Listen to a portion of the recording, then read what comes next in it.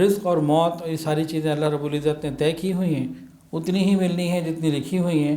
ان میں کمی بیشی ہوتی ہے اعمال سے، گناہوں سے رزق کم کیا جاتا ہے، جھوٹ سے رزق کم ہو، جھوٹ رزق کو کھا جاتا ہے۔ والدین کی خدمت، صلہ رحمی، اللہ کے راستے میں خرچ کرنا، بیوی بچوں کے نان نفقے کا خیال رکھنا، ان سب چیزوں سے رزق بڑھتا ہے۔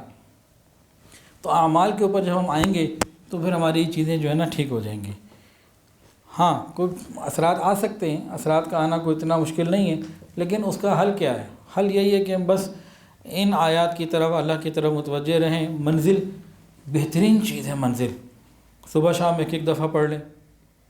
تو یہ وہ اعمال ہیں، ان کو ہم زندگی بھر پابندی سے اپنے پاس اپنے عمل میں رکھیں، انشاءاللہ کوئی مسئلہ نہیں ہوگا۔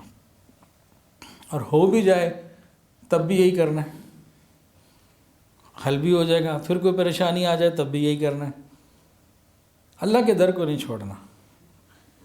اور دنیا میں جو انسان ہے، پریشانیاں اور غم تو آتے ہی آتے ہیں، اس کے بغیر تو زندگی نہیں گزرتی۔